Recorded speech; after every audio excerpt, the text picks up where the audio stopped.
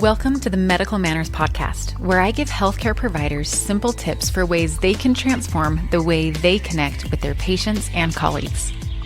Connecting with patients isn't some secret sauce that some of us have and others don't. They're just skills, implemented consistently over time. If you want to transform your medical practice, you're in the right place. I am Katie Wyatt, your host. Today's episode is sponsored by the Learning from Lawsuits podcast. This is a podcast that I co-host along with Dr. Charles Pilcher. Each month, we review a real medical malpractice lawsuit case, discuss what went wrong, and what we can learn to prevent similar mistakes in our own practices in the future. This is definitely worth a listen for any healthcare provider. I have learned so much doing this podcast. Check it out wherever you listen to podcasts and subscribe to the Learning from Lawsuits podcast. Dr. Eiferman, thank you for being here with me today. I'm going to read your bio so that our listeners can get to know you a little bit better. Dr. Daniel Eiferman is a tenured professor of surgery and has been recognized as a top doctor by Castle Connolly since 2018, an honor given to only 7% of physicians nationally. Upon completing his surgical training, he obtained a Master of Business Administration at The Ohio State University Fisher College of Business, and then developed and teaches leadership courses on topics that focus on performance improvement, team building, and physician resilience. He is the author of Cut Open, A Surgeon's Stories of Loss, Resilience, and Growth, due to be published in early 2026. He is most proud of his marriage to his beautiful wife, Alyssa, and his relationship with his three wonderful children, Julia, Jeffrey, and Abby. So, Dr. Eiferman, thanks for being here with me today. My pleasure. Thank you for having me, Katie. I'm curious about how you came to write your book. Give us some background on how you decided to do that. So the first notes that I recall writing down about ever wanting to write a book actually were from my third year of residency. So I first had the idea 2 decades ago. I read Atul Gawande's Complications when I was in medical school, which had a pretty profound effect on me. And then as I started kind of down my own journey and gathering my own stories, I started writing them down, bits and pieces. And then it really materialized a couple of years ago. I had a couple of residents and I said, I've always wanted to write a book. And they're like, you should do that. Be like, oh, you're just saying that. Or like, no, I would read it. And they pushed me and I would write chapter every 6 months, something like that. And then something in my personal life happened. You ready for this? And you can tell me if your kids are at this point yet. They got driver's licenses. And all of a sudden, I had more time on my hand where, we used to do the divide and conquer of, who's getting gymnastics tonight, who's getting baseball tonight, who's getting swim tonight. I started having a little bit more time on my hand in the evenings, and that's when I really got to be able to write a little bit more. Gotcha. Our oldest has his driver's license, and man, that's a game changer. Game changer for sure. In the opening paragraph of your book, you talk about an experience that you had that had a poor outcome and kind of how that affected you. Do you mind telling us that story? Not at all. The book starts with me telling the worst complication of my career. And there's kind of a two-pronged approach to that. One, I really believe that the number one way to build trust in people is to show your vulnerability first. And so I just wanted to come out with the opening, like I'm dropping my guard and letting you into some personal things that I've struggled with. And I'm hoping that immediately helped build trust with the reader and that they would want to continue to read and hear my stories. And then secondly, that case was tough on me. I'm not sure the scars ever fully heal, but you have to learn how to bounce back if you're going to be in healthcare. You can't avoid all mistakes. And I put in the book, the only surgeons who don't have complications are the ones who don't operate. Yeah. And I had to have a strategy to get better. And I really decided that the way that I was going to grow and recover was to go out and talk about things that we usually don't talk about, especially as surgeons. And that was the impetus for starting the book that way. Probably the most asked for talk that I give is something I titled "There's No Crying in Surgery," which is a spoof Mhm. on, A League of Their Own. There's no crying in baseball, and I show the clip of Tom Hanks just absolutely berating his outfielder for making a mistake. And I always say, so Tom Hanks was my attendings when I was a resident, and I'm the outfielder. And it's like, how does this make us feel? And there's probably a better way to do this. I love that. I think vulnerability builds trust with colleagues, with you and the residents that you're training. I also think it builds trust with patients when we are confident in what we know and then we admit the limitations to where we don't know something. I think that builds trust. And so I love that part of the book, and I love how you started like that. I appreciate that. The word that I usually use in there, it makes you authentic. Okay. You're a real person who, makes mistakes, who screws up, all that stuff, not a robot, but somebody who has empathy. And those are the type of people that you can relate to. And when you have that relation, you can make a connection. And when you have that connection, you build trust. When you have that trust, you have that relationship together where, good things happen. Yeah. And I think it's so cool, and I can say this because you said yourself, especially surgeons don't typically Hmm. do that. Yeah. And I think in general, surgeons are the people who can fix everything, right? You know everything, you can fix everything, and that can be a really tough mold to fit into because it's not true. The greatest surgeon doesn't know everything. The greatest surgeon makes mistakes. Like you said, the only surgeon not making mistakes is one who doesn't operate. And so I love that whole idea of vulnerability and being authentic. I think the fallacy that people have is they believe that when you come in as a surgeon to see a patient, say, I think you need an operation, that we believe we must come off as the all knowing, omnipotent, completely confident. And I do think that you have to show some confidence, not to jettison that completely. But I also think that needs to be mixed with, again, some vulnerability, some humility, things like that. And I think you'll form a stronger bond with patients and families by doing that than by just coming in here and saying, there's nobody better than me at this. Let's go.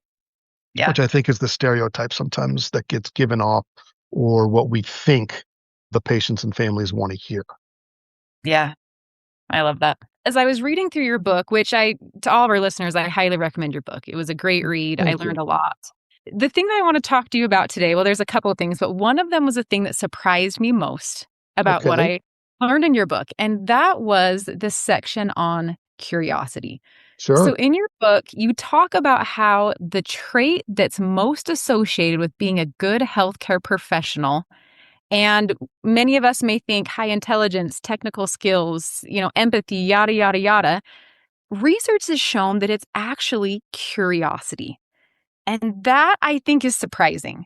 So tell me how you came across this idea and teach me on why it's so important.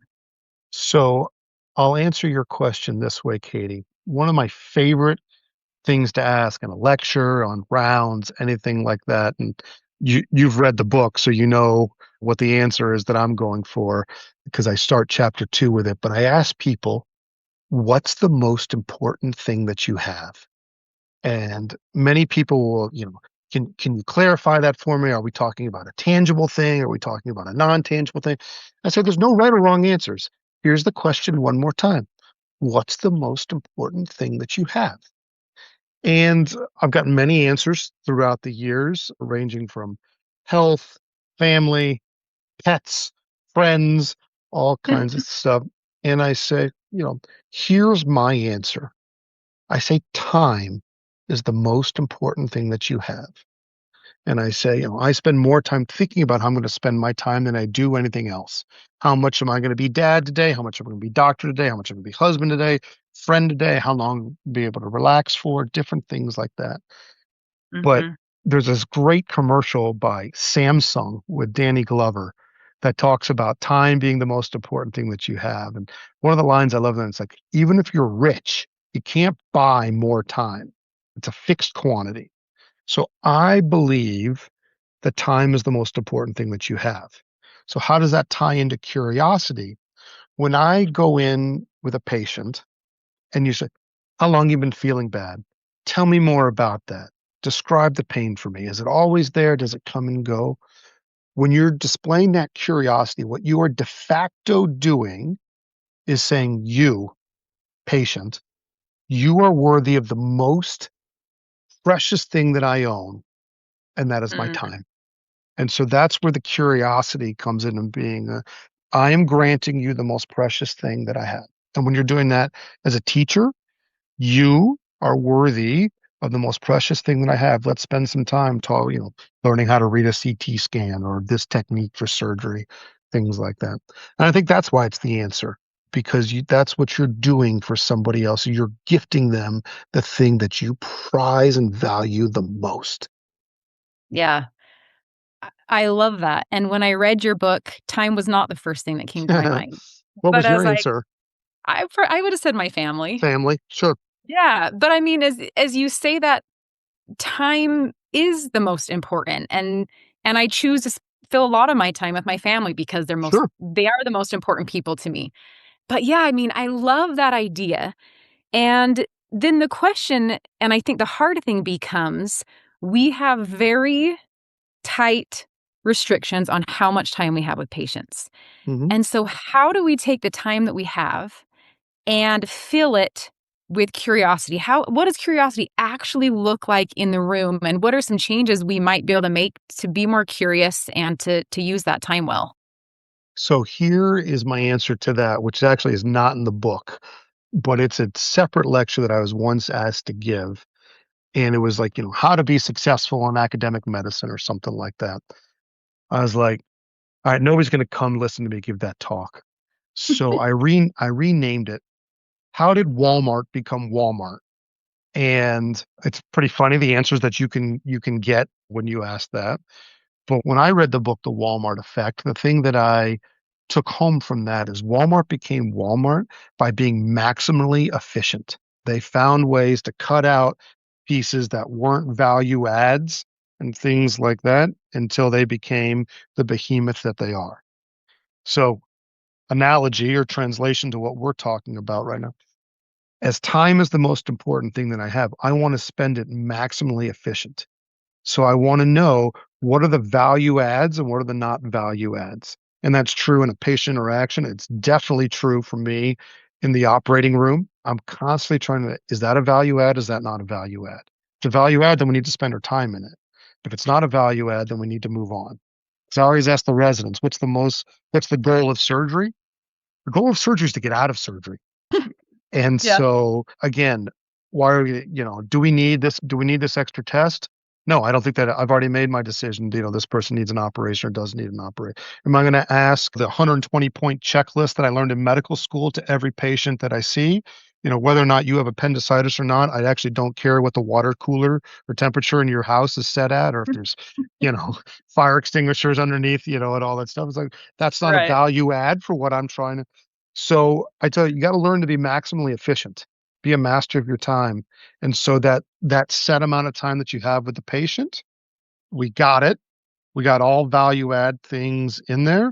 Then we can make the best possible decision and we move on to our next efficient thing.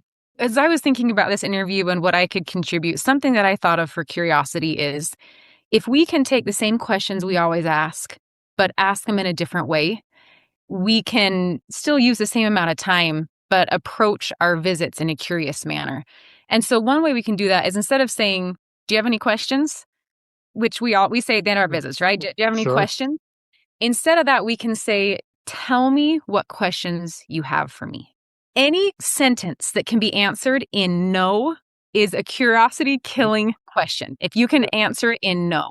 And so if we can just change our questions to tell me what questions you have about the recovery for your surgery. Tell me what questions you have about your check-in day.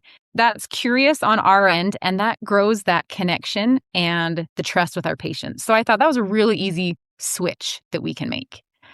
I would agree with you on that and take it even one step further. And one of the classes that I teach, a leadership class, session 3 is navigating difficult conversations. What are some tips and tricks to get us through them?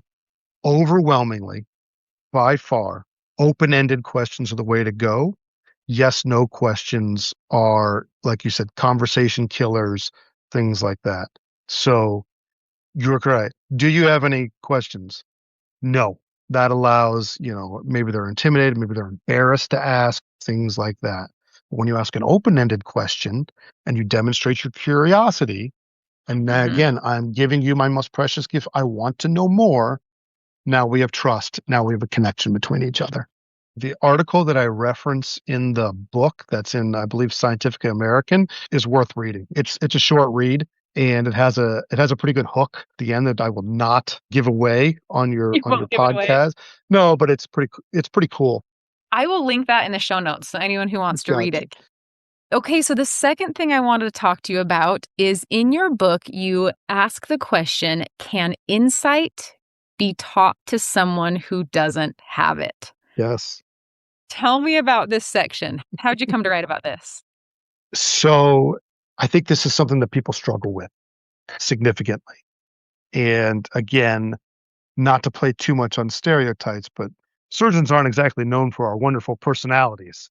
That's not, I don't think that's the first thing that comes to mind when people say, oh, surgeon, God, easy people to hang out with, you know, open-minded, Warm and fuzzy. warm, Yeah. fuzzy, all that stuff.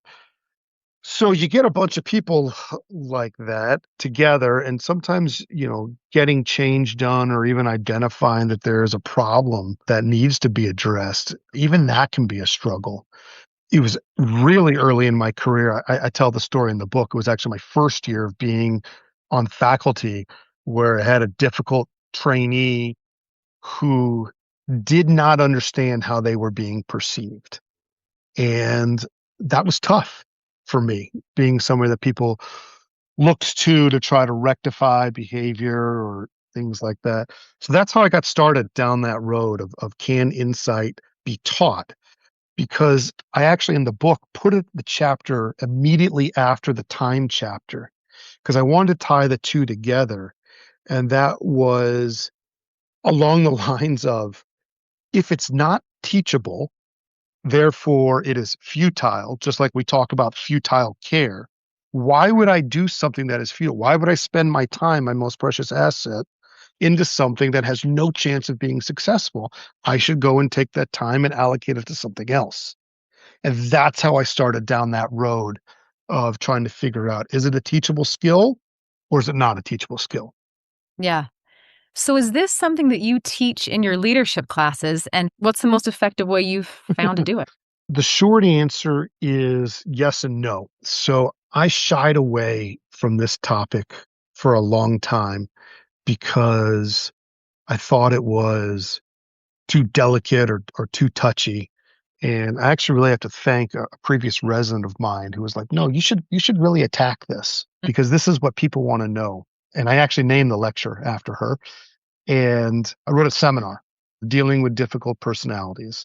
And yes, in there, I gave different strategies to deal with different types of difficult personalities. And then I went on, I don't want to say a soapbox, but a little bit of a soliloquy during that talk that is in the book that says teaching people insight, if you want a yes, no answer, the answer is probably yes. But the cost is it takes a phenomenally long time to do so. Then you get to make the decision for yourself. Is this something I want to invest my time in or do I not want to invest my time in? But the answer is, in most cases, the answer is yes. I'm going to predict that your next question to me is going to be, do you have a tip or a trick or anything like that that you could share with your listeners? Would I be accurate in that prediction? Yes, I'd love to know that. So, first thing, the number one predictor if somebody has insight is, have they ever asked for help before? People who lack insight in general tend not to ask for help. They've got this. Ah, So have they ever come back and sought feedback from you? Hey, Katie, could I have done, how was that interaction or would you have handled this differently and all? So that's a good sign if they have. If they've never done that, you're probably in trouble.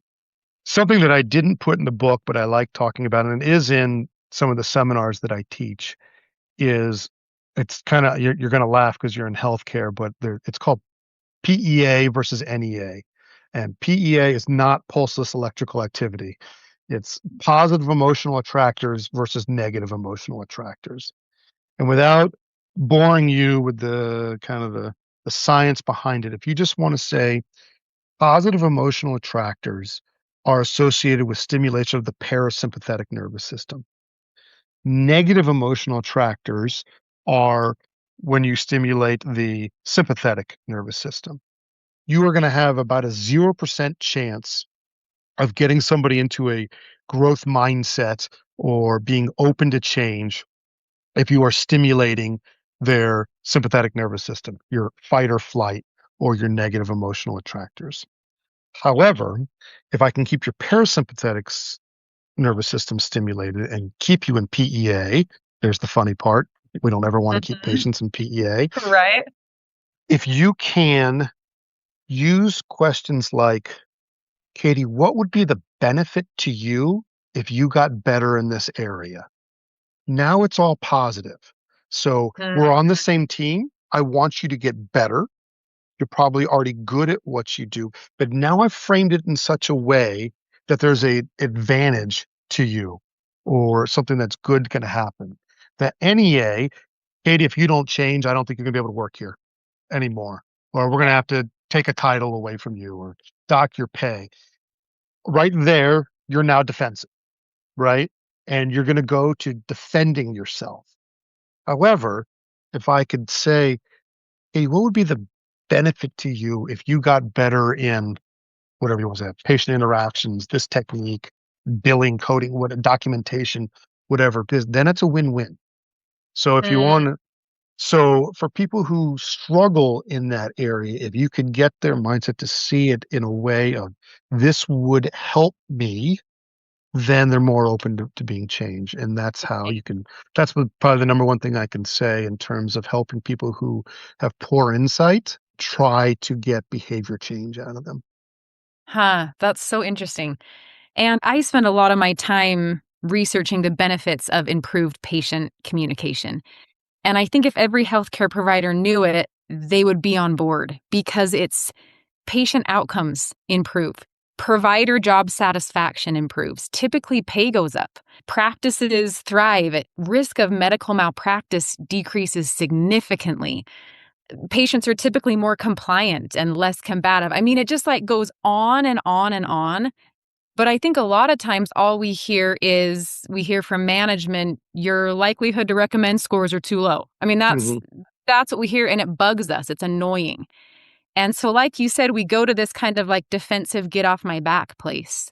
Correct. Whereas if providers truly knew that their life would be significantly easier, decreased risk of burnout. I mean, so many things if they worked on their ability to have insight, to connect, to relate, all of that stuff. So I love your insight on that, and I think you're spot on. I appreciate that.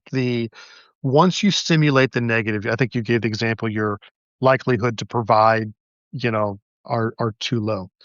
So if you present that to me, immediately I'm going to get defensive. Okay.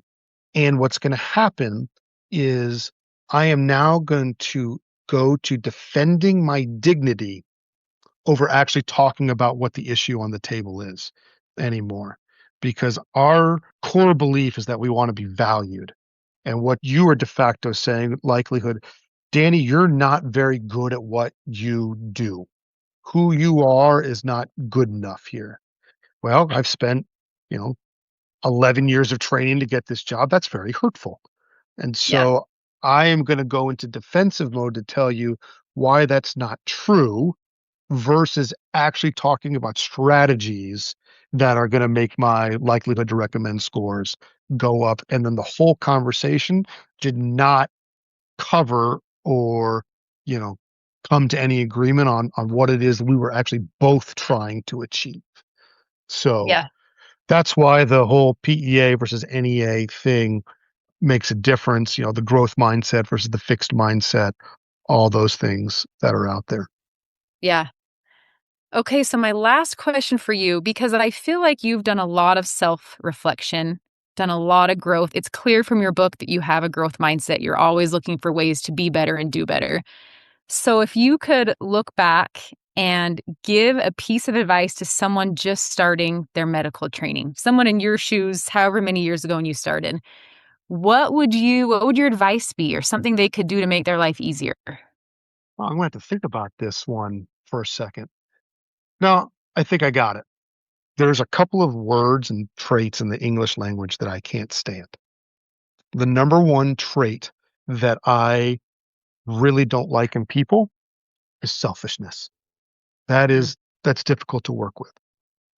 20 years ago, if I could talk to myself or somebody who's starting out right now, my answer would be there are times in your life where you need to be selfish, and there's times in your life where you shouldn't be selfish. So I give the example when I took step one for the boards, which was the test that used to matter back in the day. My understanding it's pass fail now and it's gone on to step two. But step one was the test when I was a medical student. I was married 5 months, I think, when I had to take step one to Alyssa. And I said, Liz, this test determines our future together. I know we've only been married 5 months. I'm going to study 10 hours every day, 6 days a week. You will see me for dinner. I'm going to come home between 5 and 6. And that's all the time that we're going to spend together. And we've been married 5 months at this time.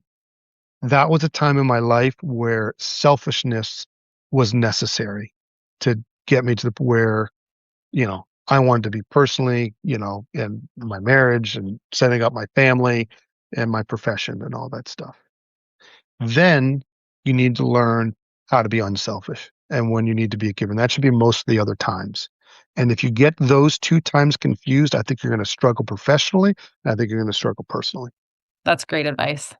That was a tough question. I was not ready. I've done a couple of these podcasts now. I was not ready for that one. Should have given you a heads up on that one. Yeah, and to your point, I think life is all about that balancing act. And you're probably constantly, at least I am, I'm constantly evaluating that to see Oh, and that's a lifelong balance. yeah. In general, giving is the path to happiness. And if I'm sure you've memorized every word of my book, but if you remember the chapter towards the end that talks about the secret sauce of when teams perform at high levels, and that's when you give discretionary effort. That's when you go above and beyond, doing more than you have to do. That's being unselfish. That's going back to check on the patient one more time, asking that question to make sure that they understood, calling that colleague to make sure they're all right, going above and beyond.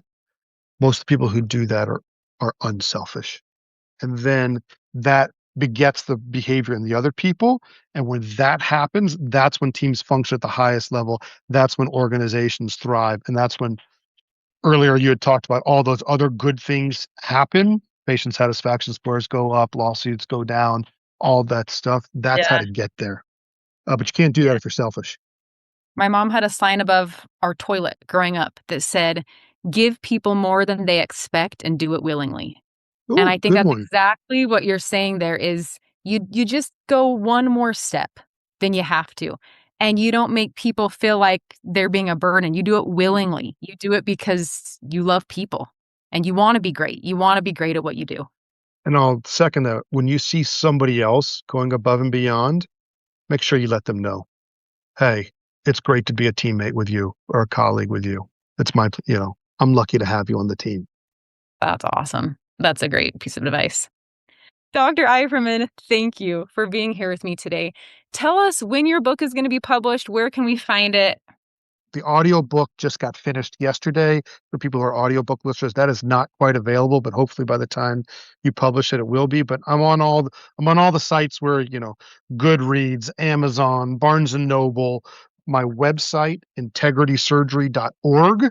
We'll gift you links there, as well as if you ever wanted to contact me about doing a seminar, if you just need some peer support, things like that. So it's all out there. Most things I've been telling people, if you just go to Amazon and type in cut open and my last name Eiferman, it comes up. So thank you for that shameless marketing plug. I appreciate that. Awesome. Well, I think it's important for people to know how to find you and where to find you. And I wish you all the best. You deserve it. I'm excited to see where it goes. Appreciate it, Katie. Thanks for saying it. And thank you for having me. And thanks for doing this. Thanks for listening. If you enjoyed today's episode, the best way to support what I do is by rating and reviewing the podcast. Your feedback helps me reach more listeners to make an even greater impact. It would also mean the world to me if you would share it with a friend or colleague who you think could benefit from the topics we discuss. Together, we can transform the way we deliver healthcare by transforming the way we connect. Take care.